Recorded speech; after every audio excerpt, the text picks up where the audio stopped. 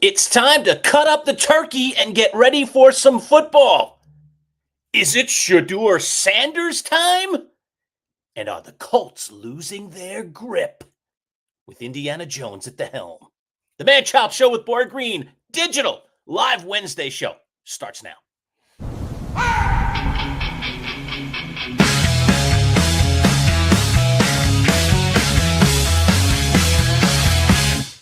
Let's go! It's time for the talk to you. Cause spectacle is born, it's all we're gonna do. And Boy Green is always on the scene. And we're gonna always bring to the live streaming. So get ready. Get ready, cause here they come. I'm ready to serve it up. Stuffing, the turkey, and lots of football. Oh, baby, our Wednesday show here, Manchild Show with Boy Green Digital. Everybody, welcome aboard. Join in on our room. Throw some thoughts into the comments. You know, every Wednesday we do our NFL Insider from Pro Football Focus, and his name is Dalton Wasserman. What's up, Dalton? Happy Wednesday to you, and happy Thanksgiving week, my friend. Happy Thanksgiving to you guys. How's it been? Been good.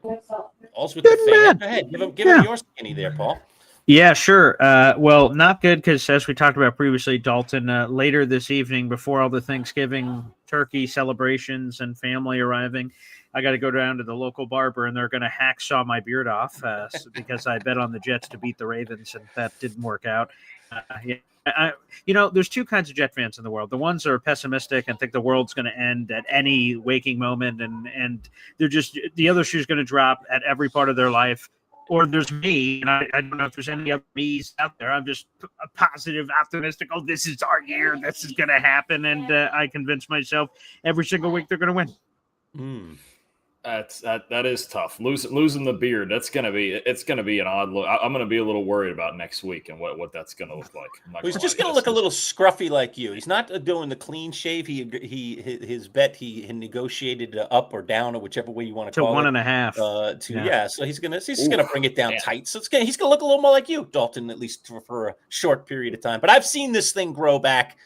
It'll grow back in a flash, man. This guy's got plenty of testosterone in that blood or whatever it is that makes hair grow. I'm the exact opposite. I've tried everything. I've tried a goatee, a beard, not even possible for me. Just like has splotches and holes all over the place. So some of us are meant to do it and some of us are not. This guy's definitely meant to do it. So it'll all come back. But I love a man that honors his bets, and he is certainly honoring his bets. That is for sure. Today's broadcast, by the way, brought to you by our friends at Bayberry Automotive. All right, Dalton Wasserman, Turkey Day is upon us. I want to get into those Turkey Day games. But before we go there, let's talk about what went down last week. What were the surprises from last week's football slate that kind of got you? We're getting a sense now.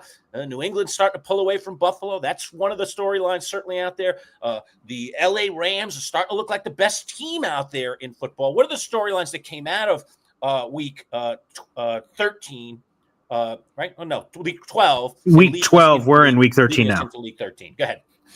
I think a huge story is the AFC South and how all of a sudden that's really tightened down when you look at the Texans getting a huge win over the Chiefs, the Jags getting an overtime, the Texans winning over the Bills, the Jags getting a big overtime win over the Cardinals, and then the Chiefs pulling out that win over the Colts. And you look at the Colts remaining schedule, despite the great start they got off to, and they're still 8-3, but they got the Jags one game behind them. They got to play them twice. They got the Texans 2 games behind them. They got to play them twice. And then their 2 out-of-division games are Seattle and San Francisco. The Colts do not have an easy road to a division title here, and they had a chance to beat Kansas City in Arrowhead, and they just couldn't get it done. I'm a little worried about the way Daniel Jones has played the last few games, and that Jacksonville team just keeps finding ways to win, and that Houston defense is a legitimate threat, including this week when they play Indianapolis.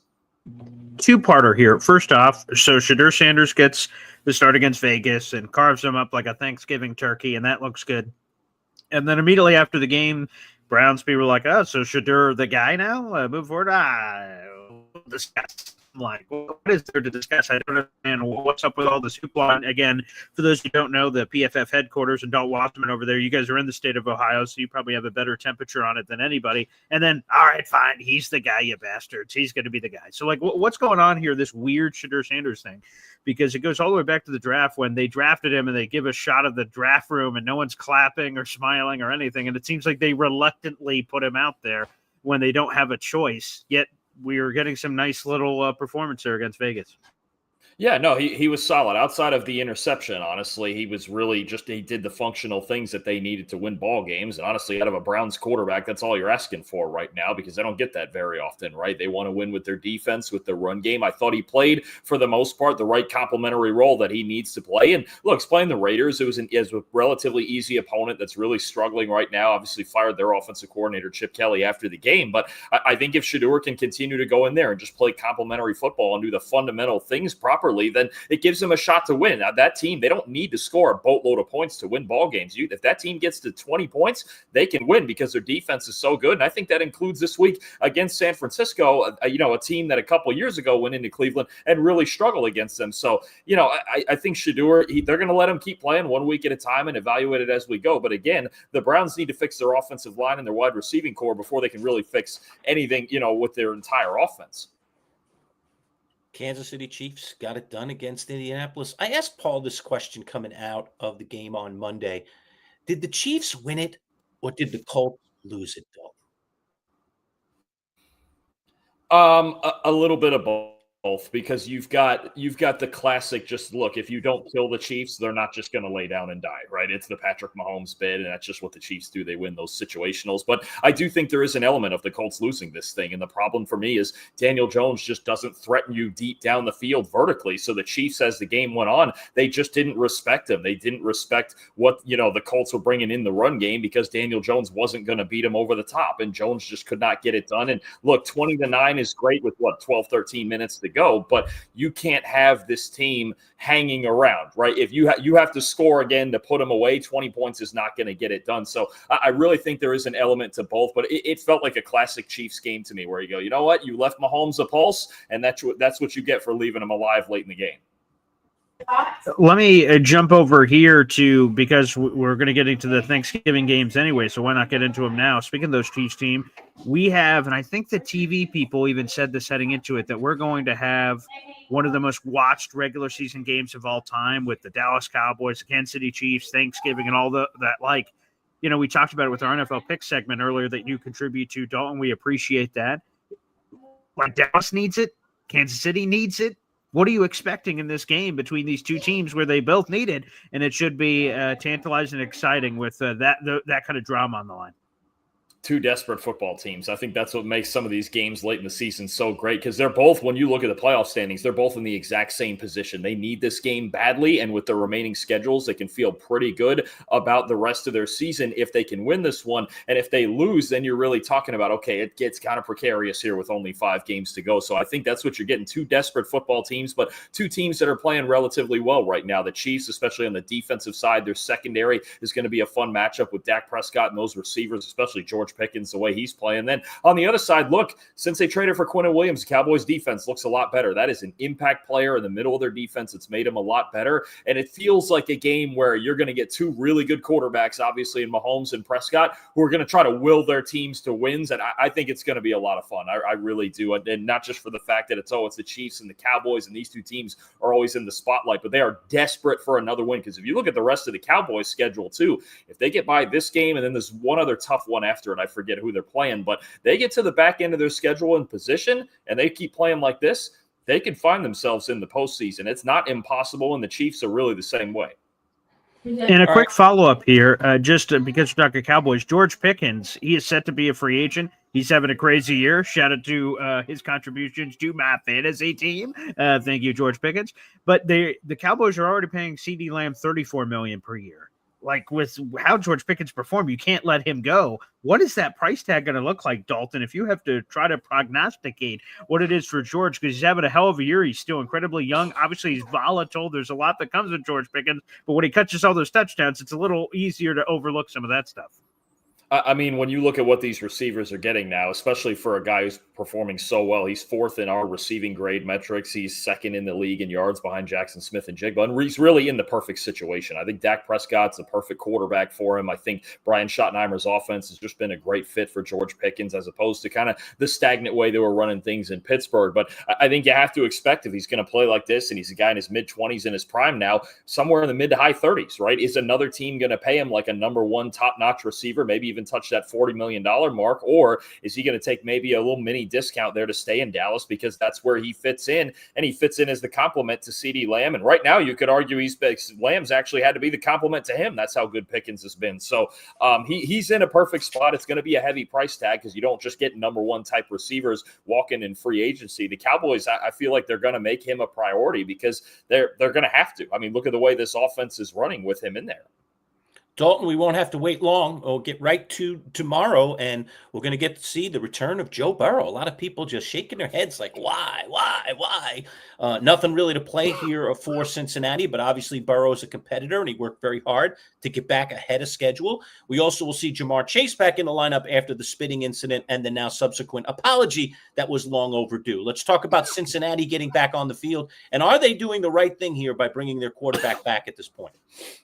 I mean, Burrow's a competitor, right? He's going to want to play, and they're 3-8, and I guess in his head there's a chance they could go 9-8 if he can go in there and save them. But, it's going to be decided in the next 3 weeks. They're going Ravens, Bills, Ravens with their next 3 games. If they were to win all 3 of those games, then you go, okay, they have some sort of a pulse in a pretty weak division. But I think the lack of T. Higgins tomorrow is really going to hurt them. You get Chase back, but you lose Higgins. And anytime the Bengals are losing any one of those 3 guys in a given game, their win percentage goes way down, right? They need all 3 of those guys healthy to win. Plus, they still don't have Trey Hendrickson. So, look, I get it.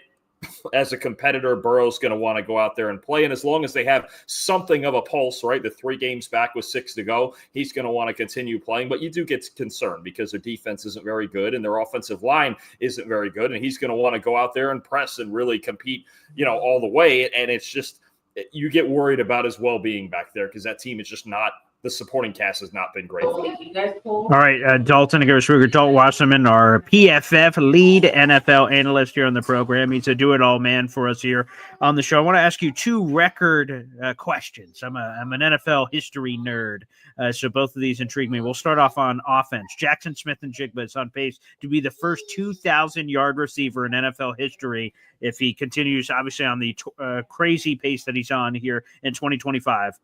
Does he become the first 2,000-yard receiver ever? Megatron has the all-time record at 1964. Well, it sure feels like it because you know what? It's not even a matter of him getting some insane volume more so than any other receiver, right? He's 2nd in the league in targets, but it's within a normal range there for a number 1 guy. The efficiency is just insane. He has so we have a stat, yards per route run, basically. What are you picking up for every route that you're running and how efficient are you? He's got a full yard over anybody else. He's going to set a record for yards per route run. I mean, you're talking about a guy who's just doing things and making it look easy deep down the field. Seattle's used him deep down the field more than ever this year, and it just feels like no matter what defense is playing across from him, he's just unstoppable. So right now, I mean, the pace that he's on and the way that Seattle's been going and rolling on offense, the way Darnold's been throwing the football, you have to feel like he's got a really good shot at breaking that record.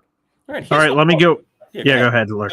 I think I was going to do the same thing as you, BG. I'm going to jump over into the comments. All right. Is this Alon, by the way, or not? Oh, you weren't. Okay. Yeah. But is this Alon's handle? Who is that? Okay, right. Go ahead. Do your thing first. Go ahead. Okay. Yeah, I just want to stay on the history thing. I just want to go to the other side of the ball. Myles Garrett is on pace to break the single season sack record that Mark Gasto held for a period of time. Michael Strahan and TJ Watt have tied it, and he's not just on pace to tie with the rest of them. He's on pace to set it completely himself. I'll ask you the same question going over the defensive side of the ball.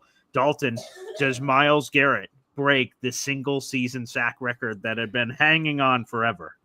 I mean, it's hard to say no, right? I mean, I don't know if I've ever seen a run like he's on right now. Obviously, what is it, 6 straight years of at least 12 sacks? Is it 12 or 13 sacks in the last 4 games? I mean, it's crazy. He's unblockable. I mean, you talk about how bad that Browns team is on offense, and yet I don't want to say single-handedly because they do have a good defense, but he just wrecks every game that he plays. And if you don't get rid of the ball in like 2 seconds flat, he's coming and he's going to find that. So, I mean, 6 games to go and he needs 5 sacks. He's at 18 right now. it would be hard for me to doubt him at this point. Also, I think, honestly, you could make the easy argument that he's the best football player on the planet, regardless of position. And, the fact that San Francisco this week, listen, again, last time they went to Cleveland, they really struggled to block that team and to block Myles Garrett, and Brock Purdy holds on to the ball too long. So I think it's entirely possible he gets one or two more this week and he keeps it rolling. It's hard to bet against him right now. Yeah, no doubt about it. All right, let me jump over this little side tangent. Oh, content. boy. Is that Alon? I'm That is, yes. right? Okay. Yeah. I wasn't sure what his handle was. Yeah, All right, YouTube has a recent Gotcha. change, so everyone's handles are handles. So, yes, that is Alon. Okay.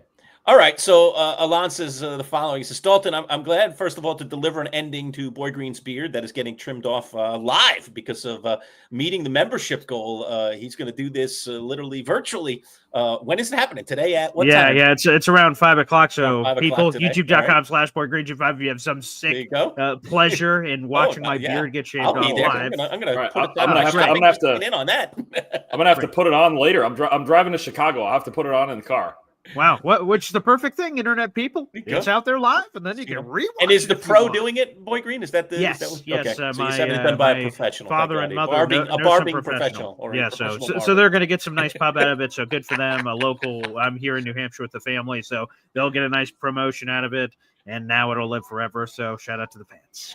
So Alon is a huge Iowa and a Jets fan, as we know, and he wanted your evaluations on center Logan Jones, safety Xavier. You try and. Go ahead. You try it. I'm not going to do it. And their kick returner, punt returner. All right, go ahead.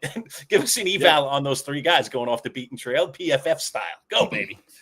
Yeah, certainly. Look, Logan Jones, you know me. I'm a host of the PFF College Football Show. Also, like and subscribe. I'm sure that's one reason I got this question. But yeah, Logan Jones, the leader of what I think is the best offensive line in the country in Iowa. A little bit undersized, but a really athletic player who I think if you get him in one of those Shanahan kind of zone schemes where he can work laterally in the run game, he can be really good because that's basically the same thing he's doing down there at Iowa. Duan Push just a smart, experienced, tough football player. I think the athleticism might be more like in the B+ range. He's not one of those guys with like Kyle Hamilton range or something like that. But again, a system fit in a place where he could play maybe a deep half or a lot of quarters coverage. I think he'd be really good. And then Caden Weetchin, the last guy there, I think he is going to get a look as a kick returner. He's one of the best returners in the country. He can probably be a gadget guy for you on offense as well if he could develop a little bit more. But I think that's where you're going to see maybe, and especially with more kickoffs being returned right now than we've seen in recent memory and more plays being made and field position mattering, I think Weetchin is a guy who could be valuable in the late rounds for some team. All right, there you go. Little eval. There you go. Some Iowa love. So Alon, God bless. I'm glad we're able to. Love you, Alon. You're a good man. Yeah. There you go. Well, I guess that's up for debate. I suppose. I love him more than you, I guess. Okay. There you go. I guess so. That's definitely for sure. Jamie O'Hara, Jamie the FedEx guy, getting involved on our YouTube channel. My 85 Bears. Do you think we will ever see a Super Bowl shuffle ever again? Dalton Wasserman. Not this year. I don't think this year. I don't think their defense is quite ready because they're really getting by on a lot of turnovers, right? But I think they need to get more consistent on defense. But there is at least hope. And I'm going to tell you something more. As much as anything, and I know that the Caleb Williams hype is higher than ever, and he's been playing really well for the most part, but you got the right coach for me. Ben Johnson, man. You talk about maybe the best play caller in football right now. What he's doing with that Bears team, with what their offensive line is doing, I think they're just a little bit more defensive improvement away from getting into that conversation. They could even win the division this year, but again, I don't think they're quite on the level of, say, the Rams or the Eagles or maybe even Seattle in the NFC, but they're getting better, man. And I'll tell you, Ben Johnson's doing a hell of a job with that team. Well, you brought up the Rams. I mean, a lot of people believe right now the Rams are the best team in football. Are they the best team in football? Yeah, I think so. Right now they are. Even when you look at their two losses, they're a fumble at the 1 yard line against San Fran and a blocked field goal against Philly from being undefeated. They just have everything, right? Even my two questions coming into the year were about their offensive line and their secondary, and both of those things have been fantastic, along with their terrific front seven. I think Matthew Stafford's the MVP front runner right now. You've got a bunch of dynamic receivers. You've got Sean McVay, who's an elite play caller in his own right. Everything's working for that team. I mean, I don't think you look at the Rams and go, hey, this is the thing we have to attack to beat them. You just got to go out and be better that day. And man, that's hard to do with all the tools they have. We'll get to a super chat in a second. Thank you, everybody, for sending that in. So hang on just a second. So the best team in football, it sounds like it's the Rams. And that seems like a little bit of an easier question to answer. My next question is not that. Who's the second best team in football, Dalton Wasserman? That's a hard one. That is a hard one. Because I think you have a few teams in the running. I think Philadelphia's in that running for sure.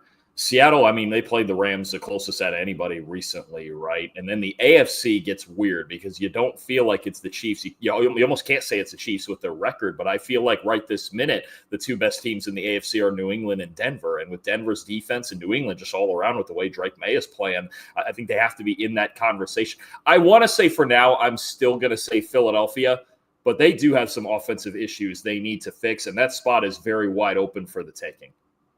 All right, let's get to a super chat here. Aced up 10. Whoa, mamacita. $20 super chat. Some fantasy.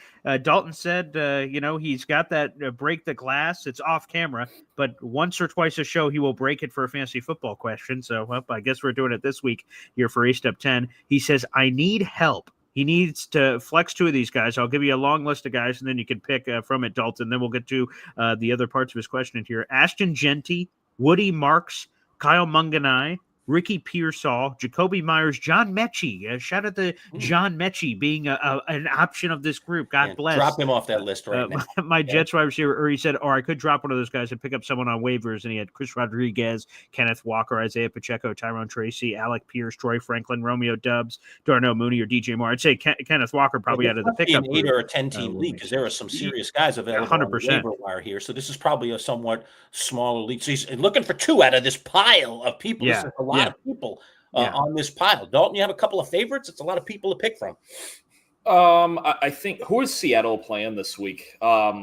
Seattle is playing Minnesota, and they're at home. Seattle's at home against Minnesota, so that could be an explosion game for Seattle. I don't hate the idea of Walker. Ginty, despite all of that team's struggles, still gets a lot of volume, so I think that's a safe bet. I think Woody Marks has a pretty good matchup against the Colts run defense that's struggling lately. And Jacoby Myers, Jacksonville's playing who is Jacksonville playing again? Oh my God, Tennessee, right?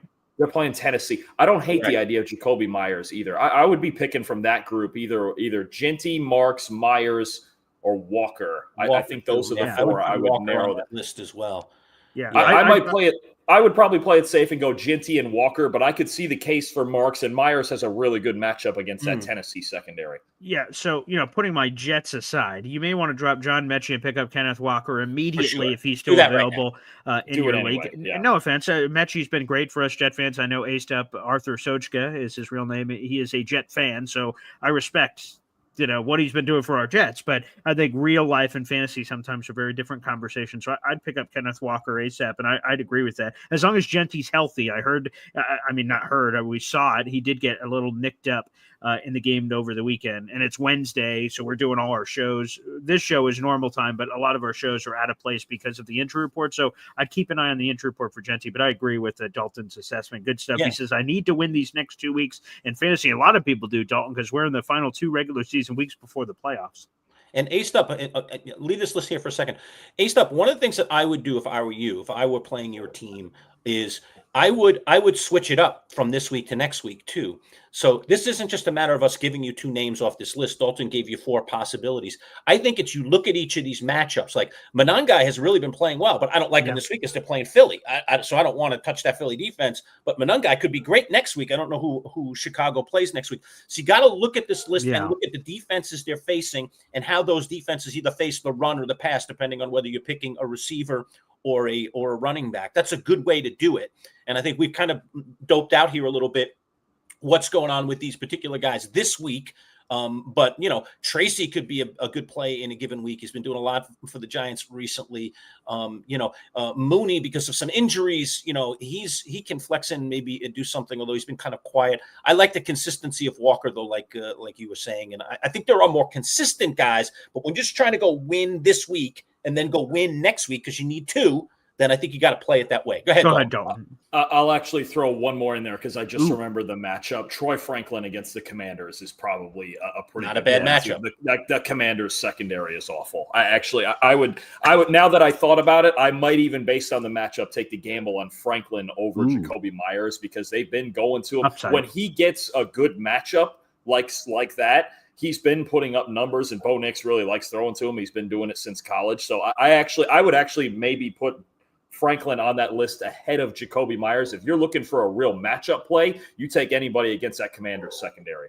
And especially because of what Ace Up 10 says, again, he's following up on other comments about, he needs to win these next 2 weeks. Right. The combination is also this in fantasy: floor play versus ceiling play. You don't want the entire roster be ceiling play unless you're really just trying to swing for the fences. Correct. So you do want to balance it.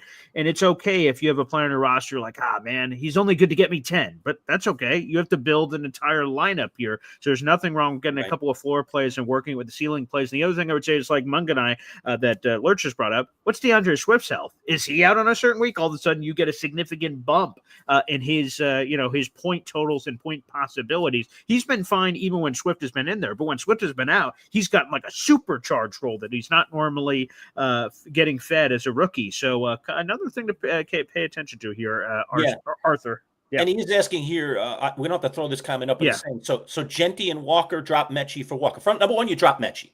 All right. So yes, and you pick up one of those guys on the list. Dalton is recommending either Walker if you want a little slow and steady kind of thing, or Franklin if you want to go pop this week, and then stick with what else you got on your roster. So he would have to drop one of these guys. So Mechie's safe to drop. I don't know if I'm dropping Jacoby Myers because I could potentially play him next week. I'm not dropping Pearsall. I like the way Manunga is trending, so I'm probably not dropping him. Woody Marks is pretty solid in his role right now, and I'm certainly obviously not dropping Genty. So I think it's Mechie, and you grab one of those two, and then you start one of the other guys, and maybe Genty's the safest bet.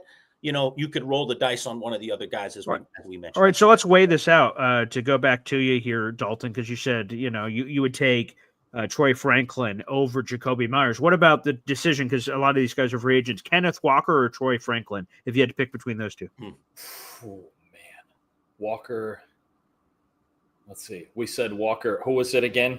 Versus Troy Franklin. Because those are both free agents. Seattle's at home against Minnesota, and Denver's on the road in Washington. So, oh man, the matchup would actually tell me Franklin. This is a good decision here because Walker. The problem is, and I have this problem with Walker too. They keep telling me he's going to get more volume. And then even the weeks when he does, it's kind of limited, and Charbonnet steals all the touchdowns. It kills if Kenneth Walker is the hardest player in fantasy for me to comment on because he's been killing me all year with just not scoring. And Charbonnet, every single time he's going to put Charbonnet in at the 5 yard. That's the one part that irritates me. And Seattle, balls, it's killing them. It really is. If you want to play it safe, take your 10 to 12, 13 points with Walker. If you feel like you need a home run swing, I could see the case for Franklin because of that matchup. So shout out Ace Up 10. Thank you for the $20 super chat. That's 6 raffle tickets for our Boy Green raffle we're doing. So appreciate you, Arthur. Thank you for sending that along. Much appreciated. Fabulous. Okay, let's get into the games this week as well, Dalton. We got a lot of really good ones. Let's see. Let me pick one off my list here. How about Philadelphia, Chicago? This one Black Friday. Philly. Obviously, Philly coming off that loss against Dallas needs to bounce back. Chicago playing good football. These two teams have equal records right now. Interesting. There's a lot of good fun matchups in this game. You mentioned before about the Bears' run game of the work that their offensive line is doing, and now they got to go against this defensive line for Philadelphia that's looked a lot better since they got Jalen Phillips, since they got Nolan Smith healthy. I think you got an absolute war in the trenches that's about to happen. The big thing, though, I think in this game is you got two teams that have been winning in a certain way. One, the Bears' defense that leads the league in takeaways and interceptions, and they really, again, consistently on defense, they haven't been great, but they have forced timely turnovers when they need to. But the Eagles, they've only given the ball away 6 times this year. Jalen Hurts has only thrown 1 interception. So if the Bears are not getting those turnovers in this game and the Eagles are safe with the football, because you know what? We can complain about their offense all we want, but they don't give the football away. It's a very safe brand of football that's getting them wins for the most part, right? I think that's going to be a big thing. If the Bears don't turn turnovers, can they make enough stops short of the chains against the run game, against A.J. Brown, against Devontae Smith? Can they make enough stops short of the chains without turning the football over to keep themselves in this game? That's going to be a big one for me. All right, let's get another couple games in here, and then we'll let you go, Dalton, for the rest of your Thanksgiving action that you have, especially your PFF promotion. We want to give you a chance to promote that before we get out of here, too. Let me go to this one. I'll ignore my Jets for now and put them aside. What about Aaron Rodgers potentially returning and playing the Buffalo Bills? This is a weird one because the Bills on the road are not necessarily the same team. We saw the offensive line struggle with Houston's pass rush last week. In Pittsburgh, it doesn't get any easier with T.J. Watt, Nick Herbig, Alex Highsmith, Cam Hayward. All the guys they have up front can make it really difficult. This is a hard game for me to read. I'll be honest with you. I think it's very 50-50. I think the Steelers, if they are able to run the football, which has been up and down, but they had their best rushing day of the year last week against Chicago despite the loss. If you can get in on this Bills run defense, which isn't very good, and you can control the pace of the game, then I think that's a moment where you go, okay, we feel like we can do this. We can keep Josh Allen off the field and win it. And the Steelers are another one that when they force turnovers, they win ball games, and when they lose the turnover battle, they're going to lose. It's pretty cut and dry. I know for a lot of teams it's like that, but for the Steelers, maybe as much as anybody. So I think it is interesting. I think the Aaron Rodgers story here is interesting with him and how he's going to look if he's not 100%. But I do think this game really comes down to the Steelers needing to be more physical in the trenches against this Buffalo team that has kind of wavered lately in there. Indy hosting Houston. Is the bloom off the rose for Daniel Jones? And does Indy lose 2 in a row here? Boy, this is the week you're going to find out because that Texans defense might be the best one in the league, right? And they've got one of the few defensive lines in the league that can really compete with this Colts offensive line. This game is really going to be about Daniel Jones and whether, last week he couldn't give him enough. Straight up, he just didn't give him enough to beat that team in Kansas City. Can he do it this week against maybe the best pass defense in football? I'm sure Shane Steichen's going to try to hide him. They're going to try to ride Jonathan Taylor to a win, but this game to me is all about if Houston slows down the run game like the Chiefs did last week, what does Daniel Jones have in him? And if it looks like it has the last 3 or 4 games, then Houston's going to come out of there with a win. And then the last one I'm going to ask about, Dalton, is Green Bay, Detroit on Turkey Day. We're going to get that one tomorrow. Detroit back home barely beat my Giants, man. We almost had one. Ugh, good grief. And now Green Bay coming into Detroit. How do you see this one playing? This is a hard one to get a read on. Both teams are very good. Both teams are desperate for a win. And it's funny because we're playing this game. It's week 13, Lions-Packers, and neither one of them's in first place. And these are the 2 teams everybody was picking, right? And you've got both of them chasing the Bears, which I don't know the last time we said that, right? But I think this one, to me, I think there's a big spotlight on Jared Goff here. I think the first time around, there was a lot of blitzing. Micah Parsons' first game in Green Bay, the pass rush really got to him. I still have my questions this far into it as to whether Jared Goff can carry them through adversity and carry them, through a Super Bowl run and everything like that. When the Lions have run the ball well, they've won games. When they don't run for at least 100 yards, I believe they're 0-4 or 0-5. That's just the split that it's been. And the problem is what if the Packers come out and load the box and stop Jahmyr Gibbs in this game, kind of like they did in week 1? Can Jared Goff carry them through that? In their losses, you've seen that he just hasn't been able to. So I think the spotlight really is on him. And if he doesn't get better in big games than what we've seen lately, I think Green Bay could pass up Detroit in this game. All right, fair enough. Dalton Wasserman, happy Thanksgiving to you and your family. Yes, Thank sir. you every week for your contributions. Enjoy the games, and we will talk to you on a normal week after we are all put on 5 pounds from Thanksgiving. Looking forward to it, my friend. Have a great week. Absolutely. Happy Thanksgiving. Appreciate you guys as always. All right, there he goes. From PFF, our friend Dalton Wasserman giving us some love on all things NFL. I want to take a break, Boy Green, do a little bit of give our friends at Bayberry Some Automotive housekeeping here. sponsoring Yeah. today's video. All right. And then when we return, I mentioned it earlier in the week. So I have an item. I have a bunch of items, but I decided on an item. Okay. I want to try and get us, which we're marching towards 500 subscribers, but we're only 28 subscriptions right now away from being 400. I like these landmarks, these nice round landmarks. And so I want to try and get to 400 a little quicker. And so I am going to give away something from my personal collection here. It is a baseball related item. And when we return from this little 30-second respite here from our friends at Bayberry Automotive, I will tell you what that item is. And you can get in on it quickly by just hitting the subscribe button. We'll tell you how to do that when we return. But first, a word here from our friends at Bayberry Automotive. Integrity is a word that some people just throw around in life. But at Bayberry Automotive, integrity is everything. Integrity of their mechanics, who are all experienced and certified. Integrity in the work they perform, with nothing but 5-star reviews from satisfied customers on Google. Integrity that goes along with family, a family-run business that treats you like one of their own. Integrity in everything. Bayberry Automotive, BayberryAutomotive.com. Located on Route 57 across from Bayberry Plaza, the premier choice for auto repair in Liverpool. All right, we are back. A Manchild Show with Boy Green Digital. And as I mentioned, I want to give a little bit of an extra incentive. I know we were marching towards 500 subscribers. And for when we get to 500, one of our 500 subscribers is going to win this fantastic golf club. It is a $400 value. It was donated by our friends at Play It Again Sports, one of our wonderful sponsors. All right.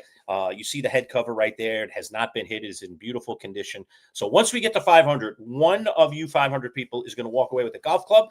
If you are local, I'm going to probably hand deliver it to you. And if you are someone that is somewhere else outside of Central New York, we'll get it in a box and we'll mail it to you at our expense. All right. All you have to do is go to that link right there, youtube.com/MC Show Digital, and hit subscribe. It is absolutely free.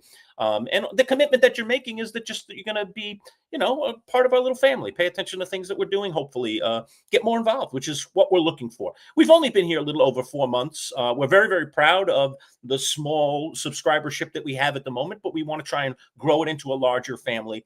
And so we'll be offering incentives along the way to try to, hasten your willingness to say, all right, I'll subscribe to one more thing because I do like these guys enough. So hopefully you like the content we're putting out each and every week, and we'll continue to build on that as the weeks go by.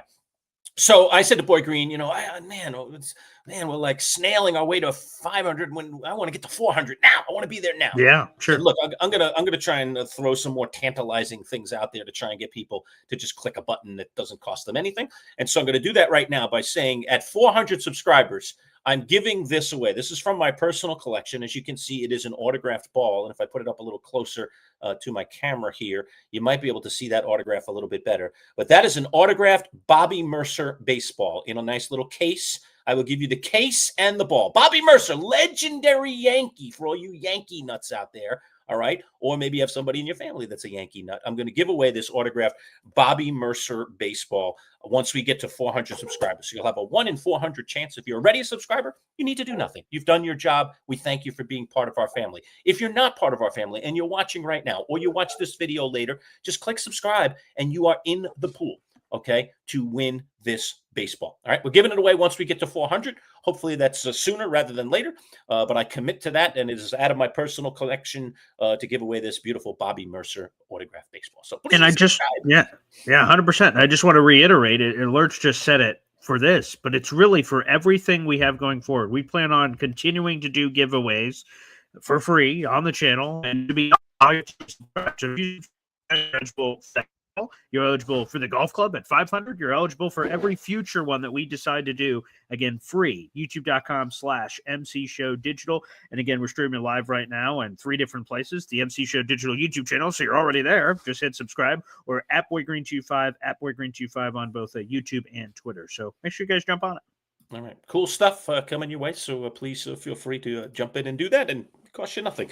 And also, the quicker we get our subscribership up, we're going to create some cool things. We're going to do a little VIP club for folks and give people access to content earlier, and give you some cool little things that attach to your membership, being a little bit more of one of our closer fans, so to speak. So YouTube requires that we get to certain parameters before we can do some of that stuff. So we kind of have it anxiously awaiting in the wings, but because we're so young, only a few months old, we have to wait to meet some requirements before we can do some of those things. So we need your support in order to do that. So, and I think it'll benefit us all once we get to that as well, because we'll be doing some really cool stuff, and we'll have some subscriber only stuff that'll be really awesome for people that are really into our channel and like what we're presenting each and every week. All right. So BG, let's just dabble a little bit, dare I say, ourselves in all of this Thanksgiving Day meals in terms of what's going on in the world of football. All right. You got 3 games on Turkey Day. You got Detroit, Green Bay, you got Kansas City, Dallas, and you've got Baltimore, Cincinnati. Which one you looking forward to the most, and why? Yes, I'm looking forward to all of them, Lurch, because they're all tasty in their own ways. From Joe Burrow, Joe Burrow revenge game at night. Ravens have everything on the line. They've just jumped in front of the Pittsburgh Steelers. Can they hang on to that? Bengals, I don't know if they're going to have any chance of making the playoffs, but Joe Burrow said he didn't care whether they had a chance of making the playoffs. I'm sure he wants them to, but he just wanted to come back if he was healthy, and he believes he is. So we're going to get Joe Burrow on Thursday night. The Chiefs-Cowboys game speaks for itself. It's two marquee brands that are going to be going at it, and they're desperate. That's Dalton Wasserman, a good word he used to represent both of those teams that both desperately need this, and we're all going to be. And that's the primo game. It's just right there where we have the largest audience. A lot of people wrapping up their Thanksgiving action in terms of food and jumping in there at 4:30 for that game. So that game should be spectacular. And come on, Packers-Lions, while it was a bloodbath week one of the season where Green Bay stunned Detroit and they were reeling coming off of that, this Green Bay team has not looked like that same impenetrable, clear, obvious Super Bowl contender since. And while their record is very nice, they haven't been there since. So I'm curious, how do the Lions respond? They don't want to get swept. That could be massive tie-breaking situations later for this NFC North to be decided. Chicago, obviously, playing on Black Friday. So they all intrigue me. But if I was forced to pick one, there's a gun to my head. It's Chiefs-Cowboys all day. Just a lot of sex appeal there. Does the turkey taste better, or the pecan pie or pumpkin pie or whatever it is that you serve it up for dessert taste better in the Esden zone there in New Hampshire if the Dallas Cowboys win, or does it taste worse if they lose? I know your dad's a diehard Dallas Cowboy fan. You're kind of a closet secondary Cowboys fan. I assume there are some other members of the family that bleed the star. So give me your thoughts on that, whether or not it's a happier Thanksgiving, dare I say, when Dallas wins, who, by the way, oftentimes does. I'll look up their overall record in a second. Sure, please they have do. a very good record on Thanksgiving Day. Well, I'm curious if any pies would be left, because if the Cowboys lose, he might be throwing those out the window. So I'm just glad that the Thanksgiving food part is before the Cowboys game. So if anything goes sideways, the food is already consumed. So that shouldn't be an issue from that standpoint. But I'm a pumpkin pie guy personally. I don't like any other kind of pie. The only pie I eat is pumpkin pie. I'm not a big dessert guy, to be honest with you. But cheers to those out in our audience that eats it. I like Reese's, chocolate, peanut butter, any kind of that action's good, but I don't eat it very often. It's like a once a year or twice a year kind of thing. So I don't do that very often, but pumpkin pie is a sweet treat, and I keep it in its lane. I know you used to talk about this all the time on the radio show when we'd start pumpkin spice latte, and it's that season. Oh, now it's this season. I love pumpkin pie, and I could eat it in any season, but I keep it in its lane. I love it, and I cherish it, and I have it around this time of year, and I enjoy it while it's there. So no, I think everything's going to be as is. Whether the Cowboys win or lose. But, he's on the edge of his seat, and I think he's pretty fired up because the Cowboys been on a winning streak. They took Quinnen Williams, and they're doing very well. So he's supremely confident. Hey, I don't know if he's going to say this on any shows that we're doing or not doing. He has a smell of a potential 10-point win for his Cowboys on Turkey Day against the Chiefs. I said, oh, okay, all right. So we'll see if that gets spoken into existence. Well, Dallas is playing well, and the Chiefs don't look that good, but they are finding ways to win. But it's a very curious game to me. One of the hardest ones to pick on our pick sheet this week, especially with a 3-point spread sitting on it. By the way, the Cowboys are 34-22-1 overall on Thanksgiving. So they have a very good record on Thanksgiving. Yeah, great record. So they are acclimated to it. They are used to it. And we're talking about years of good teams and bad teams over the years. And Dallas still has maintained a very, very much well over 500 record. Conversely, you look at the Lions, who really have a bad history, but have turned very good in recent years, obviously. And the Lions overall on Thanksgiving are 38-45-2. So they have a losing record, although they're trying to get closer to 500 now that they have a better team in place. And crazy to think, for Lions fans to know this, obviously, but for those who are not Lions fans, right? You're like, the Lions have turned it around the last couple of years. The Lions were on an 8-game Thanksgiving Day losing streak up until last year where they won it. And did they, Lurch, one of your questions to Dalton Wasserman, well, did the Colts lose it or did the Chiefs win it? We go to that Lions-Bears game last year where the Lions finally won a Thanksgiving game. Matt Eberflus let the time run out at the end of the game. We're all looking around like, why isn't he calling a timeout? This seems sort of weird. And they just blew it, and then he got fired moments after that Thanksgiving game. So, the Lions' one win that they finally got after 1,000 years, they blew. I'm pretty sure I was here watching the game wondering what in the hell is going on out there. So, the Lions, strangely, despite their, they restore the roar and them being a much better team, they've been terrible on Turkey Day. So we'll see if that continues. Let's talk about the three locals real quick. We'll start it with the most appealing game, I suppose, and that is Buffalo and Pittsburgh. I mean, it should be competitive, at least. It's in Pittsburgh, and obviously we have the Aaron Rodgers specter. It appears that Rodgers tried to get on the field last week, but they just couldn't get that wrist secured enough. It seems like it's trending. We don't know definitively. It seems like it's trending that he's going to get out there this week, which I think he has to. He needs to. Pittsburgh's in desperate times here. I mean, this is it. Their season is getting to be on the brink. So let's talk about Buffalo against Pittsburgh. We've got two teams with different fleas. Who do you think has the less fleas here, the least fleas, all right, and can get the job done? Yeah, both teams are also desperate. This is another way to describe them. For me, I think the AFC East is now out of reach for the Buffalo Bills. You look at what's left on the schedule for New England. I just don't see how they make up the ground. I know they play each other one more time, but that's not enough to make up the difference. So I think the division is out of the picture now for Buffalo. So if you're Buffalo, you got to make sure you make the playoffs, because you have a couple of these tiebreakers that don't look favorable to you, and there's some teams breathing down your neck on the outside. I know that's something we don't normally talk about with Buffalo. It's normally a foregone conclusion. Of course, they're going to make the playoffs. I wouldn't feel so sure based on everything we've seen from Buffalo here. So they desperately need to win. And to the Aaron Rodgers thing, to your point, now this is back in high school, but when we had injuries and we tried to play through them, the sports medicine doctor on site tried to come up with creative ways that we could, like in this case, to try to compare it to Aaron Rodgers. Oh, he has a fractured his wrist. How do we stabilize the wrist? How do we prepare for this scenario? What can we wrap around it where it's still functional? Because he, even though it's his non-throwing hand, he still needs to put his hand on the football. He's not just going to one-hand it all the time. So how can they put it where he can function with his hands, but also protect himself if he takes a hit, if he falls back? Because how Aaron Rodgers initially got hit was he fell back, and all of us want to catch ourselves falling. So we throw our arms back, and then all the weight gets compressed down on the hand. So they're going to have to come up with a functional thing, both for the normal football activities, but also to defend himself properly. I'm sure they'll be able to do it.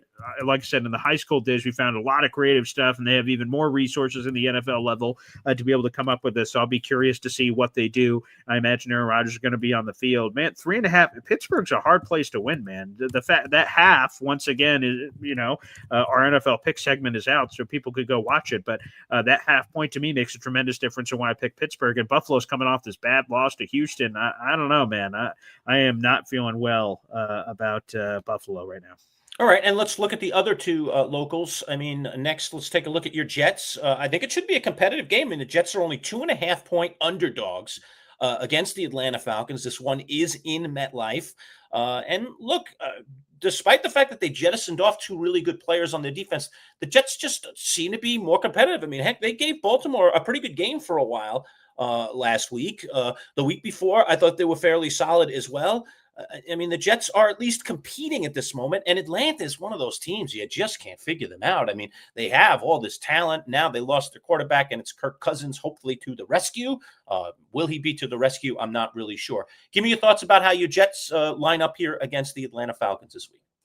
I give a lot of credit to Aaron Glenn for keeping the temperature of the team. When you trade away two of your best players, it's very easy for the rest of the team to go, clearly this team has given up on this year. Why would I give a crap about anything? And the fact that AG has kept them motivated in the last 2 weeks, while I lost my beard because of the result of those 2 games, the thing you can say is that they competed. They were heavy underdogs on the road in both of those contests, and the Jets were in it in the end in both of those games. So that's a credit to AG. I think there's 3 keys there that they've been more disciplined. So he's pulled in the penalty issue. The Jets were one of the most penalized teams in football the last 2 years. Now they're middle of the pack. AG in terms of discipline, preparation. They've been ready for all of these tough opponents that they've played, and there's been no worries about that. And then not just the preparing, it's an initial thing, it's the fight throughout a game. So right. I give him a lot of credit. He's rallied. The troops are obviously buying what he's selling. So no, I think we definitely get a competitive game here. Kirk Cousins got his sea legs back under him last week, ending the Falcons' losing streak. So it should be interesting back and forth. We'll see both teams. What is their motivation? Falcons aren't making the playoffs. Jets aren't making the playoffs. So what are they fighting for? AG has proven that he's going to have a feisty bunch. We'll see if that's enough for a dub. All right, and the last of the three New York teams, the Giants taking on New England. I'll tee it up first, BG, and just say this. I mean, I know, look, it's a 7.5-point spread. The Giants, in some weird way, seem to be playing for draft position, although I think Mike Kafka has added a little bit of juice to this team. They've been very competitive, albeit in 2 losses since he's taken over. Now, this week, we have the addition of the firing of Shane Bowen, their defensive coordinator, so one would think that the Giants will come out at least a little bit differently defensively and maybe a little bit more of a chip on their shoulder, hopefully, with a new DC in place and Kafka maybe being a little more involved in the defensive game plan. Plus, again, as much as I love New England, and they are a story of this year that we have to look at and say, like, wow, this is really remarkable what Mike Vrabel has been able to do. Take a team that just did not look good last year at all and turn them into something. Now, the foundation, I guess, was there with Drake May. But the other side of this is that, you know, they still are in some ways a young team, a team in formation, a team that really most people don't think is really competitive at a Super Bowl level or even at a high playoff level. And yet there they are atop this division that everybody had the Bills penciled in to win. But I just don't see them as an unbeatable. I know this game is in New England, which makes it harder for the Giants, no question about it. But I think the Giants are one of these teams here down the stretch that could just surprise people just simply because they're playing with nothing to lose. They're playing in some way. Their coach is playing kind of for his reputation and potential to either stay with the team or to get another job. There's a lot at play here. They're a little undermanned, but I also think they've been underperformed all season long, particularly that defense. So give me your thoughts on how you think Giants New England stacks up, because I won't be shocked if the Giants win. I definitely won't be shocked if they cover. I think this will be a competitive game. Yeah, I think the big thing for that Giant fans are worried about is can they keep Jackson Dart healthy? That you don't want to take away that verve, that fire that he has, that competitive intensity that is infectious to the rest of his teammates. But they want to make sure he's healthy and can play on a week-to-week basis, because if we're in year number 1 as a rookie year and he's already been put in danger several times and he's already been hurt a lot of times, what is that going to mean for Jackson Dart 3 years from now? Is he still the quarterback? Did he injure himself out of the league? I think that's the concern for Giant fans. Now, you know, if Jackson Dart goes down, that you have a guy in Jameis Winston who is used to stepping into the spotlight and serving as the Robin to some people's Batman when they need a knight in shining armor to come save the day. Especially a 7.5-point spread. Again, New England is not just going to go undefeated the rest of the way, in my opinion. So someone's going to get them. And the Giants and Patriots have this interesting history with the Super Bowls and everything, and weird stuff happens. Monday Night Football. It's the end of a long week. Lurch, think about it. We have Thanksgiving games, 3 games. Black Friday game. Sunday, full slate of games. And then Monday, we have one last game on top of that full marathon of games. I think the Giants are going to have a puncher's chance against New England. All right, fair enough. All right, so there's the 3 locals. Again, I want to remind people, if you just have jumped into our feed here, our live feed, I'm giving away a Bobby Mercer autographed Yankee baseball right there, right? Bobby Mercer autographed this right in front of me. I guarantee you it's authentic. He was standing right in front of me when he autographed this beautiful baseball. It's kind of one of my childhood heroes, even though I grew up a Mets fan, but I'm giving it away out of my personal collection. Once we get to 400 subscribers, we're only 28 away at last check, so you could just get that down to 27, 26. Tell a couple of friends. At 400, we're going to give one of our 400 subscribers that Bobby Mercer autographed baseball. If you don't live in town, I'll ship it out to you. If you live in town, I'll deliver it to you, hand deliver it to you right here in central New York. So get in, tell a friend. We're just trying to move our subscribers forward. We've only been with you a short time here on the web. Our digital format, less than 4 months that we've been together here.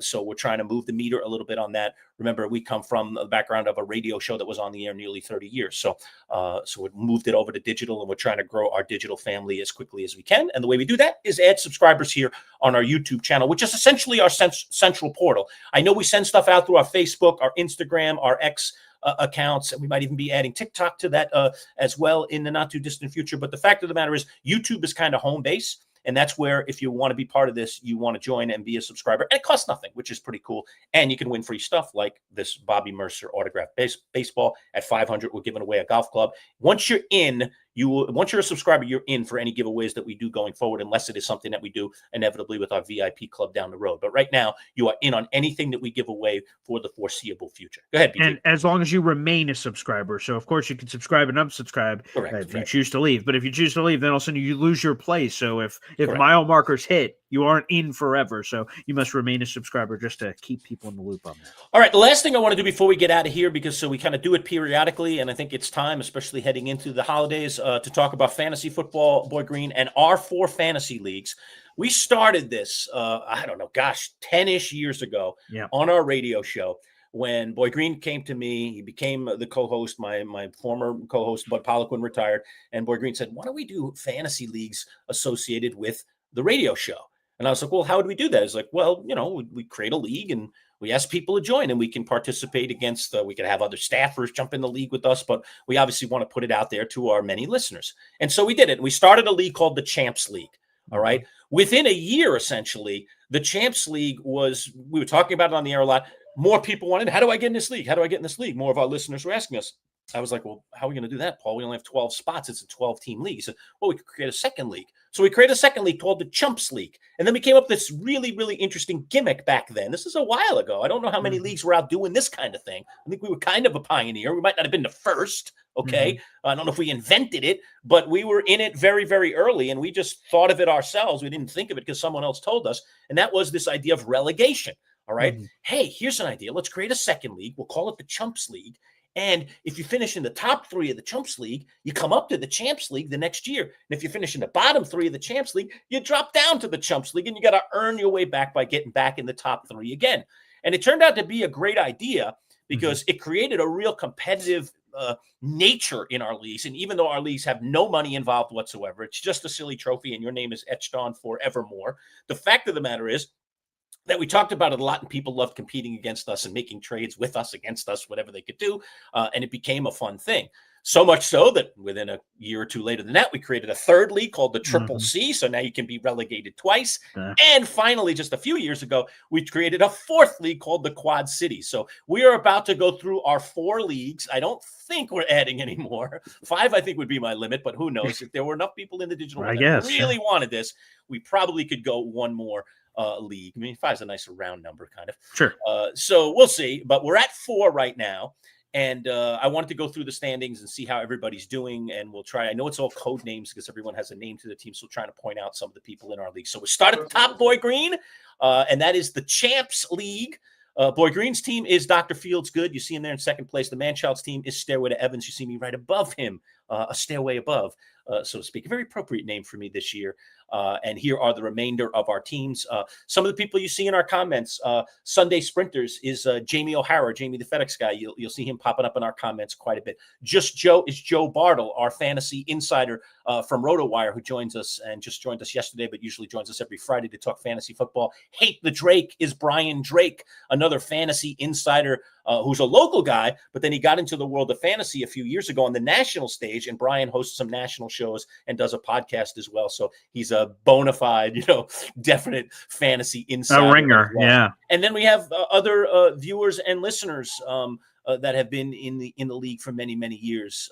That team down there that's in 11th place, Dart Sticks Mr. Wilson, is a guy named Russ. Yeah. Russ and I have this very unique thing where in all the years, the 10-ish years that we've done the Champs League, neither one of us has ever been in the bottom 3 and thus relegated. We're the only 2 left in the league of the originals that never got relegated. Oh, boy. And Russ is in danger, as you can see. So it looks like I With could 2 be weeks to the go. only one, which I don't like that, to be honest with you, Boy Green, that I'll go into next year as the only one that's never been relegated. You're next. It's almost inevitable that I'm going to be next. So I'm rooting for Russ to get out of there. I like it that it's the 2 of us rather than just the 1 of us. But here is the standings. Boy Green, it's stacking up pretty good, and you and I are perhaps headed for a battle down the road. I don't know. Hey. We'll have to get there, but the 1 and the 2 seeds do get a bye. Go ahead, comment on the Champs League. Well, Lurch, I'm a little surprised that you have been talking more crap about this, but as you'll see, next to the number 1 on your name is an asterisk, and that's because playoffs. Playoffs? Don't talk about Clinched. playoffs. You are the only team that has clinched a playoff spot so far. Now, some of it is sort of inevitable that certain, like I'm 8-4, it would take some dramatic sort of fall for me to. I would have to lose out. Everyone would have to win out, and there'd be a lot of confusing. But hey, Got to give credit where credit's due. Not Pop the official yet. Buckley lurch. Your playoff Like spot that. is secured. And again, I've said it before. I want to smack Manchild around, especially a couple of years ago. He scored 200 points in a fantasy championship against me. So it was just over. There was no drama, no waiting to Monday Night Football, no waiting. It was just immediately over, and you could smell the blood of the water. I'm like, oh, well, this isn't fun. A whole year, get all the way, push yourself to a championship game, and immediately lose. So I've got vengeance on my mind for the past, which I do want to get to eventually. But it's good for the brand. When Manchild and Boy Green are on top of a Manchild Boy Green league, well, that's just good for business, baby. So that's good to see at the top there. Very good. I always love to put those fantasy experts down too. So 100%. Brian Drake in the mix, certainly at number 4 in Yeah. the standings right now. Joe Bartle currently outside of the playoffs, Ooh. looking in after Nice. a tough loss to Sunday Sprinters, the team that Yeah. jumped him and sitting now in 7th. That's Jamie's team. So Mm. Joe's got some work to do, and Joe draws me this week. Oh, boy.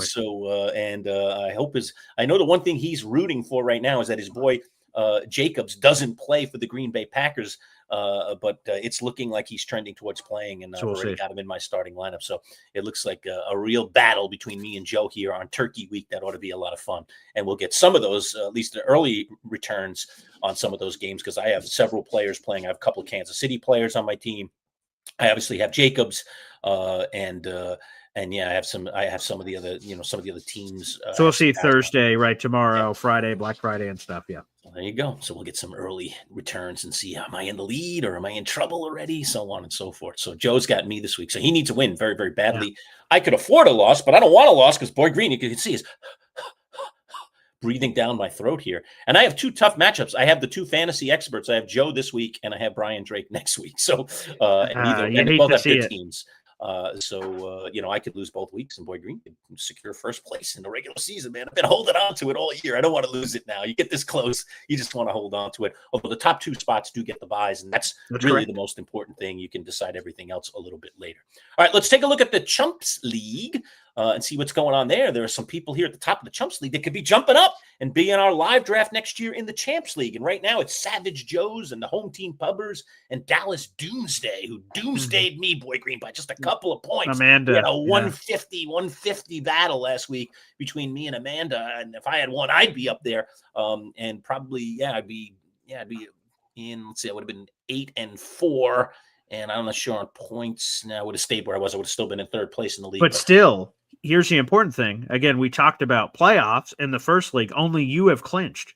All the leagues are the same in terms of the weeks left in the regular season. 4 of the 6 spots are already locked up. Only 6 teams make the playoffs in our 12-team league, so that's half the field. 4 of the 6 are already locked in. So Savage Joe's, Home Team Pubbers, Amanda from Dallas Doomsday, Saddletown Cheeseheads, a.k.a. Mike Nikoski, they're all in. Whether or not they're making the playoffs is no longer up for debate. And you see on this one, me and Manchild are 5 and 6. We're in the final 2 playoff spots at this current point.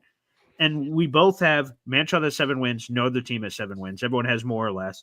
I have 6 wins. No one else has more or less. So we sort of control our own destiny here to punch our tickets to the playoffs. So we'll see if we can do that. And by the way, other recognizables here. I mean, you see me and Paul again. We maintain our names throughout the leagues just to make it easy. I just put a 2 and a 3 and a 4 in front of mine after mine to just relegate that it's each of those leagues from the top to the bottom.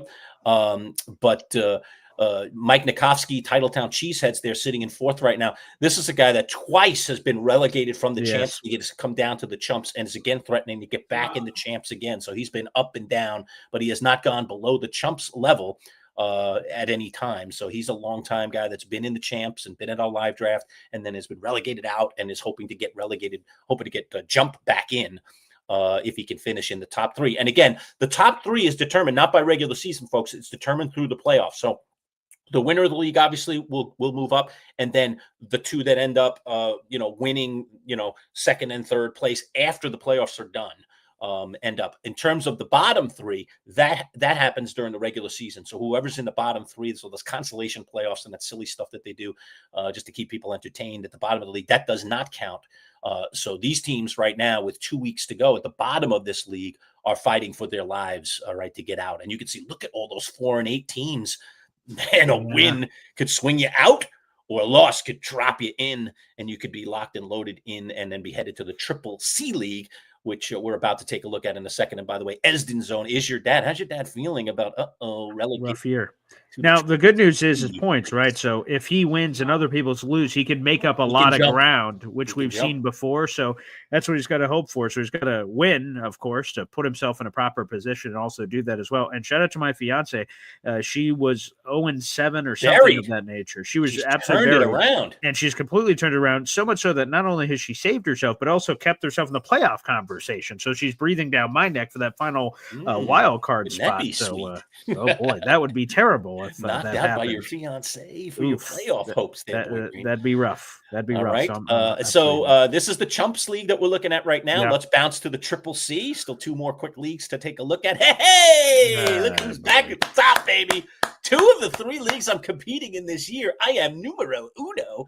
I just took over first place. A very, very big victory for the Manchild this past week. Well, we have some really good teams in this league, as you can say. Tiger Wish He Could, which is our old, right? Isn't that Daniel Hahn's team? That is Daniel Hahn's team. It is. Yes. All right. Another. He's the number 1 point scorer. Yeah. Look at the points. 1776. Good night. That's a lot of points. Okay. And he was down like in 7th or 8th place a few weeks ago and has been on a winning streak. And it's not surprising with the points that he's piling up. So he's very dangerous sitting right now in 3rd place. I want that bye badly so I can avoid him at least for week number 1. Don't want to have to face that until the championship if I have to face it at all. By the way, you're welcome. I took out Love Thy Neighbors. If I don't take out Love Thy Neighbors, you can't be in first place because he'd have 10 wins. So you're welcome, pal. All right. I appreciate your help there. Appreciate your help. And so any other names of note in here? Well, me, Austrian Jets fan has jumped in there. So he took over a team this year. Yes. Thanks for competing in the league and trying to battle here. Who else? Yeah, let's see. So Bill the Produce Guy, you've mentioned him a couple weeks ago. He's 2 the man, the myth, the legend. There's 2 weeks left. He is really locked in to be the bottom. Now that I'm doing the math, I mean, it's impossible for him to leapfrog, unfortunately, because the games have just run out. So Bill the Produce Guy will be relegated, unfortunately. Austrian still has a chance. Right. Austrian has a chance to fight his way out. And here's the good news for me is I really like my team. We're all competing for 1 spot, really, because it's Silence of the Lambs. There's 6, 7, 8, 9, 10. All of us are fighting for that last playoff spot. We're all in competition against each other. Look at all those 5 and 7 teams. That's what we all are. So it's all points. So that's going to be, do or die, which is dramatic. We love that for fantasy. So that'll be happening these final weeks. So yes, currently I'm in 10th, so I'd be relegated, but I've got a path to the playoffs, baby. That's where I got my eyes set. Okay, fair enough. And interestingly enough, I'm in 3 of the 4 leagues. We're going to show you the 4th here in a second. I actually drafted only 2 of those 3 leagues, the Champs League and the Triple C. The Chumps League, while the draft was going on, because it's an online draft, I was at a wedding. All right. And so I had a friend of mine from the Champs League help draft that team. He was the primary drafter. I was like texting him, trying to, do anything I could in between, the first dance and the cutting of the cake. So I wasn't like in and invested in watching every pick, but I was trying to give a little advice here and there. It's interesting. The 2 teams that I drafted are both in first place. Like that's kind of like a cool thing to happen. It's pretty impressive to have 2 teams that you actually drafted in first place. So I wonder if I had drafted that other team, how I would have done. Although I thought that my partner there did a very, very nice job. All right, let's go to the final league, the Quad Cities, Boy Green. I know nothing about this league because I am yet to compete in it. Perhaps next year will be my first. But give me your thoughts on what's going on in the Quad Cities here. Yeah, so Bad Shaw, who's been a big contributor to the MC Show digital comment sections, he's currently in the playoffs. He's fought his way back, so shout out to Bad Shaw there. I'm currently on the 6th. Nice. Yeah. And there's a big glut of teams. Me and him are competing for that final playoff spot. I'm 6-6 as well, but I'm losing to him by points right now. And so we'll see what happens there. Let me try to think. Oh, Matt from Auburn. So Sweet Teeter, he is 3rd place in the league. He's not clinched a playoff spot yet, but it looks pretty good. Again, you start doing the numbers. He promised he would fight his way back, and he's certainly in a position to be able to do so. We have a big T. Started in the champ. Yeah. Got relegated to the Chumps, got relegated to the Triple C, and now sits in the Quad Cities. And he has said it. He wants no freebies, no gifts. I am working my way back up. So it will take several football seasons here. He's got to finish in the top 3 this year. Then he can get into Triple 3. He's got to finish in the top 3 to get to the Chumps. He's got to finish in the top 3 to get back to the Champs and be at our live draft. He might be growing a gray beard by the time he gets back in our Champs League, but he is determined to do it. Matt, we appreciate your tenacity and we love your participation no matter what level or league that you are in. And shout out to Big T. He has the best record of any of our 4 radio leagues. It's 11-1. So he's had a magnificent season to be on top of the pile. That's dominating. That is dominating. Now, of course, he's had the luck of both, right? The luck of scoring all the points, so that's luck and skill, and then points against of that, having that as be one of those lower figures that exist in the league. So that always helps as well. Here's a curiosity thing, Boy. Yeah. All right. I'm going to put on my little glasses here. I want to find out what team in all of our leagues has the most points. So right now, most points for you're talking about? Most points for, right. Scored the most points this year, total points. So Sweet Teeter, which is Matt's team, 1,744. That could be numero uno. It's even more than the guy obviously in first place. Nope. Daniel Hahn is more. 1776. Daniel Hahn. He's taking the lead now. Okay. No one in this very league. much balanced here, and it's not going to come from the Champs League either. Daniel Hahn now, our Triple C former league. Bills insider, longtime Bills insider, joined us on the radio for many, many years. Does the 2 Bills in a Pod podcast, right? He's still doing that, right? Correct. Yep. Hahn is numero uno across all 4 leagues, just in terms of total points, which is an interesting. Very impressive. But again, points don't mean everything. It is about the record, and it's all about delivering the goods when you need to. All right, so there's a review of all of our fantasy leagues. And again, I know that all the spots are filled at the moment, but if you are interested, anybody out there that's watching this right now, you can get in touch with Boy Green directly, because oftentimes spots open up. People move out of town. They just get disinterested. They don't do their job. If you get in one of our leagues, here's the commitment you have to make to us. Number 1, no money. Okay, don't have to worry about that. Number 2, if you are in our Champs League, and I doubt you'd be installed immediately in the Champs League, if you're in a Champs League, you have to show up to our live draft. You must be there. Which is locally here in New York. Otherwise, you can't play in the league, and we will boot you. All right. And then if you are in any of our leagues, you have to be committed to your team from week 1 all the way through to week 14 and into the playoffs, period. No lack of activity. Starting guys that are, you can't have guys in your starting lineup that are hurt. You can't have guys, you got to be active on the waiver wires. You have to be a high-level participant, because the minute we see that you're starting guys that are hurt, that you're not making changes in bye weeks, that you're not out there on the waiver wire doing stuff, we will boot you and we'll put somebody else in charge of your team. So that is the consequence of not. So you have to be a high-level participator. Don't even send your information to Boy Green if that's not you. Okay, if you just want to just goof around and have fun, and then I'm on vacation this week, I'm not checking my lineup. If that's you, this isn't the place for you. But if you love fantasy and you love competing and you love just kind of being in the scrap and trying to work your way and fighting to the last minute because you don't want to finish in the bottom 3 and get relegated ever, trust me, ever, okay, you have to fight right to the end, make trades, get on the wire, do everything you can, so on and so forth. So if that's you, then send info right here to Paul, all right, and he will put you on our, quote, waiting list, where you could get into one of our leagues. And you never know where a spot's going to open up. It probably won't in the Champs. We're pretty diligent about those people that are in that league and participating at a high level. But the other 3 leagues, we've had spots pop up in the Chumps, and then you could just get in the top 3 and be in the Champs the following year, so you could get a little bit of a break. Or you could start all the way down in the Quad Cities and be one of those people that works your way all the way up to the Champs and then has that great swell of pride. Look at what I did.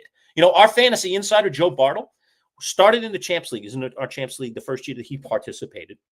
It wasn't when the league started. It was a few years in. All right. But we asked him if he wanted to do it, and he said yes. So we let him in the Champs League, okay, because he was our fantasy guy. He got knocked out right away. First year. Went down to the Chumps. The following year, he got knocked down to the Triple C, which we had just created for him. Oh, sorry, Joe. We did that. All right. And then we offered him a spot up. I think it was in the Chumps or the Champs at some point because we had an opening. Sometimes they pop up. And he was like, no. I'm not taking no freebies. Want to earn my way. Thank you very much. I'm earning my way back up. This is what these leagues are all about. I'm earning my way back up. He finishes in the top 3 in the Triple C, makes it to the Chumps, finishes in the top 3 in the Chumps, and makes it back to the Champs. And now he's been back in the Champs. I think this is his 2nd season in a row back in the Champs. So Joe's had quite the journey, and you could have one of those crazy journeys as well, although you don't want that. What you want to do is get in our Champs and then stay in the Champs. Right. Because that's the pride of all the leagues is the Champs League. But I do want to put one more nugget out there in the universe, because everything Lurch just said could sound intimidating if you've never played fantasy football before. And you're like, geez, I gotta. These guys are too serious for me. I got to look at this. And I would just say this. Again, I say this every fantasy football season. if we, obviously I'm an avid fantasy football player, obviously Lurch is an avid fantasy football player, if we can bring one person from outside the walls and show them fantasy football and expand the game, we're all doing our part in expanding fantasy football. Fantasy football is fun. It is there. We want people that are active and care and things of that nature, but it's fun. It's a fun thing to do. It's extra skin in the game. My Jets are awful. They're 2-9. Okay. And if that's the only thing I did and didn't pay attention to anything else, I imagine that's a very miserable experience. But if you have some fantasy, when your Jets are on a bye week, whoa, look, I've got all these players I'm rooting for. All of a sudden I have random interest in a Falcons-Panthers game I didn't before. So if you've never played fantasy football before, don't be afraid to reach out either via email or any of these social media portals that are on your screen, X, Twitter, Instagram, Facebook. It's all the same. BoyGreen25 is my handle. And my DMs are open on all those various social media platforms. Say, hey, Paul, I've never done it before, but I'd love to, because we have a person that's currently in our Champs League right now, and I see him in the comments section, Big Al. He had never played fantasy football before. He sort of like expressed some level of interest, but he was a little nervous. You know, no one wants to be embarrassed or do the wrong things or anything. I said, hey, man, I'll help you out, and you'll enjoy this experience, and you'll just learn as you go. And if there's anything like crazy, you get a trade offer and you don't know because you don't know values and things of that nature, I said, I'll help you out. We can look stuff over so you don't get screwed. And hopefully you have a lot of fun time. And Big Al is a thriving member in the Champs League, and he has a lot of fun. So, again, folks, and he's learned. And I think one of the things we do, too, while, like I say, these are, quote, highly competitive leagues. Also, I think Paul and I have always kind of had, an olive branch to want to help people and teach people stuff. I actually, outside of my job here as a YouTuber and a digital format content creator these days and a former radio and TV host, I'm a college professor. I like helping young people. I like kind of, helping people figure out their journey along the way and trying to put them into place. And I write a lot of recommendation letters for people and help people get internships and in some cases even jobs in the world of broadcasting. So I love helping people. And if you are committed, you can compete in these leagues. It's not a matter of being incredibly knowledgeable and being some kind of savant. Okay. That's not what it takes. What I am saying, though, is that you got to have a level of commitment to want to do it at a high level. And Al is a perfect example of that. He was scared, intimidated. I remember he approached Paul privately and said, like, I'd love to do this, but you guys really know what you're doing. So don't worry. You're going to figure it out. But what you do need to do is just be committed. You just need to show up on the waiver wires every week, and you need to do these little things. And Al did all of that. And, he's been more than competitive. I mean, earlier this year, he was in first place in our league. He's a top 3 team right now in our league. Right now, he's in the playoffs, if the playoffs were today. He's learning how to work the waiver wires. He's learning how to make better trades. Sometimes he reaches out to people in the league. Sure. If we're not involved in a trade, like myself with Boy Green, what do you think of this? And we'll give him good advice. So we're here to help also. It's not just all about intimidation and we're going to kick your butt. I mean, it's nice that we're in first and second place this year. That's not always the case. Yeah. But we are this year. We're doing very, very well. But a lot of that is happenstance and luck and, certainly some skill, but happenstance and luck just as much in the world of fantasy. So we want to help you. So if you would be committed, that's the key thing. And that's really what I'm trying to drive home. So you're right. I don't want to intimidate people. If you're not good, get out of here, because, there's nothing better than, again, competing against people like us, or competing against people like Brian Drake and Joe Bartle, who literally do this stuff for a living. This is what they do. Those guys are like, they're going to be like after the Super Bowl, okay, like in February. Yeah. They're going to be like putting their charts together for the next year and like looking at the rookie class that's to come that hasn't even been drafted yet. Like they are like into this crazy minutia.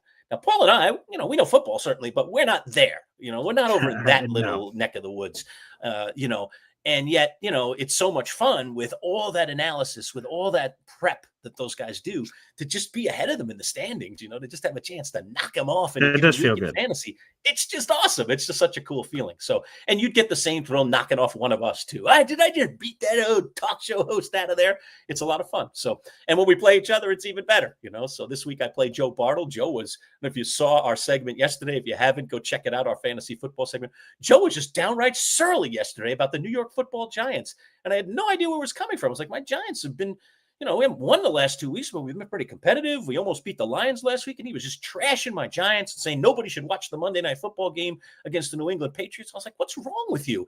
And he's like, I'm playing you this week in fantasy, and I don't, and I was like, that's what it is. Oh, I'm now associated with the Giants. Yeah. Therefore, you're going to beat up my Giants this week. So it gets competitive, which is kind of cool, that Joe's really actually up for the matchup against me this week is pretty cool. Yeah, so it's a lot of fun. So folks, again, if you have interest, make sure you reach out. We'll put you on the list. Again, you may think, oh man, 48 people are involved in all these leagues. Like, how often do spots come open? This season alone, somewhere in the ballpark between 5 and 7 spots across our 4 leagues opened up at random at any time. You want to know what I checked? I checked the list first. Okay, who's in order of people that want to be added or the right situation, all these different things. So again, make sure you express your interest, and when those spots are open, we'll let you know. Yeah, very cool. All right, before we get out, jump into the comments one last time. Matt in Auburn, who we were talking about earlier, says, I already have a gray beard, so he doesn't need to wait to move up 3 more leagues over the next few years to grow a gray beard. He already has one. Thanks for that. Jamie, just talking about winning the entire thing. He was down at the bottom of the standings, is fighting his way towards the playoffs in our Champs League. He wants to win it. He'd be the 3rd 2-time winner if he could win the league this year. He joined the legendary Boy Green and myself in that only category. Although more so 1.5, I would think, with him and the asterisk and everything. That's again not his fault, though. I'll take the asterisk off it, but we're not going to get into that story right now. Go ahead. And, Bill Ameley, let's show him up. Mercer, definitely solid player for the Yankees. His definition of Yankees pride, and again, you guys can have a chance to win that. Again, that Bobby Mercer ball. I'll hold it up here one more time. You can go full screen if you want. All right. So I'm giving away this Bobby Mercer autographed baseball. It is from my personal collection. It is going to come to you in this case. I'll give you the case and everything with it. All right. And it's going to go to one of our first 400 subscribers. So we're 28 subscribers away from 400. So as they say, tell a friend and so on and so on and so on. Help get us 28 more subscribers in the next short period of time here. And that Bobby Mercer ball will go out to one of our 400 original subscribers. So we've only been here a little over 4 months. So one of the 400 people who has already committed to us, including these new subscribers, will have a chance at that ball. We'll just randomly draw a name out, and then we will get in contact with you, and we will get the ball delivered to you, be it by hand or by mail, one way or the other. And there you go. So I see everyone with the Happy Thanksgiving messages, Matt from Auburn, Bill Ameley, and everyone else. Happy Thanksgiving to each and every one of you. We have a couple more pieces of content, including Survivor tonight at 9:45. So despite the Survivor holiday, Survivor's back tonight. So 9:45 tonight. Watch the latest episode of Survivor, which comes on at 8 o'clock, 90 minutes later of all the Survivor jazz. 10 or 15 minutes after that, we'll go live recapping that episode. And we have one more interview. That'll be our Jets interview with Jake Asman today. And then you guys can enjoy all the Turkey Day action over the next couple of days. Your MC Show digital content already loaded, so you guys can spend time with your family and watch it at your convenience. That is at MC Show Digital on YouTube. NFL picks are already in. As you mentioned, Jake Asman coming later today. Our Giants insider Ed Valentine already in the books. Anthony Prohaska coming your way shortly as well. Is Anthony out yet? I know he's coming out. He's out. He's out already. Okay. So getting all of our insiders already. We'll get all of this out of the way by the end of the day today. So you'll have all the content for Thursday, Friday, when you're driving around in your car, when you're doing shopping, doing whatever you're doing. You can just pick up on one of the interviews. Hey, let me see what's going on with the Jets this week. Let me see what's going on with the Giants this week. And that content will be ready, available for you on our channel again at MC Show Digital. Again, subscribe, folks. We'd love for you to be part of our growing family. The Bobby Mercer ball going out the door after the next 28 people sign up to be subscribers to our channel. Want to thank you all for tuning in. Want to wish you all a very, very happy Thanksgiving. Have a safe one. Enjoy all the food. Hopefully enjoy all the friends and the family. And we will see you, as they say, on the flip side. Of course, you can join us tonight live for Survivor. Another post-game show with Brett LaBelle joining us in the fold. Take care, everybody. We'll see you soon.